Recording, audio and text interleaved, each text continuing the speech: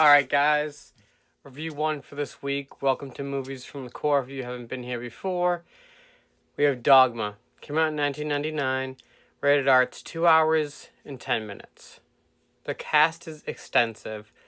And now it is a mouthful, so bear with me for a second. We have George Carlin as Cardinal Glick. We have Matt Damon as Loki.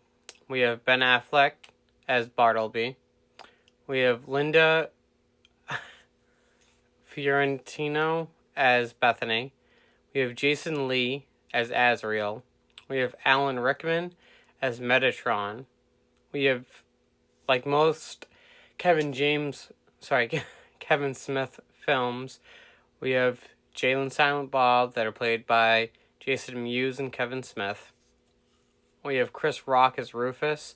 We have Salma Hayek as Serendipity. And last but not least, we have Alanis Morissette as God herself. Now, the whole film, it ventures a lot around God, obviously. The plot of the film is you have Bartleby and Loki that want to go home. They want to go back to heaven. They've been cast out by God.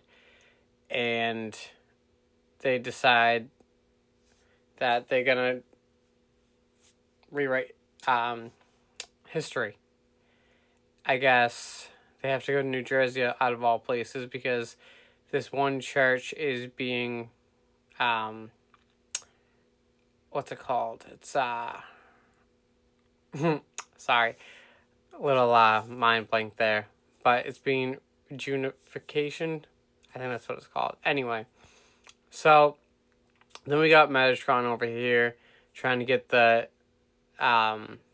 last scion, which is Bethany, to stop these guys from entering the church. Now, the whole film, you're sitting here trying to think, if this is going to impact God, why doesn't he / she, stop it? Well, the biggest kicker in this film that we find out is that God is nowhere to be found. And it's very interesting because, we go through our whole lives wondering if there really is a God. And I'm not trying to get religious on anybody. But this film really kind of brings you to the reality that, everybody makes their own destiny. Oh, excuse me. And you have to do what's right for you. That's one of the biggest reasons as to why I love the character Bethany in this, because she goes to church every day, but she doesn't really believe in God. But when she gets presented this amazing journey, she doesn't dive right into it, but she entertains it. She thinks that it's a good idea. Now, this film is a lot like all the other Kevin Smith films. It's funny, it's raunchy. It's one of the best films he's actually created, if you ask me. Now, the biggest thing about this is you'll realize when you try to watch it, you can't watch it anywhere.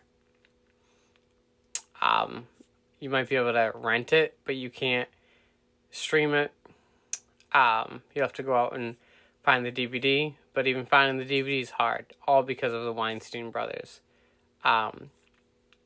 They're one of the most selfish people that I've ever heard about, just because this film was a box office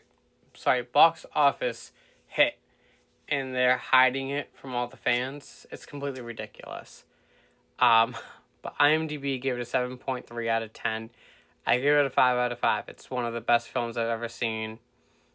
And each time it just keeps getting better and better. I'm sure a lot of you have watched it. If you haven't, should we try to find a place to rent it, because it's well worth it. So give it a watch. Let me know what you think.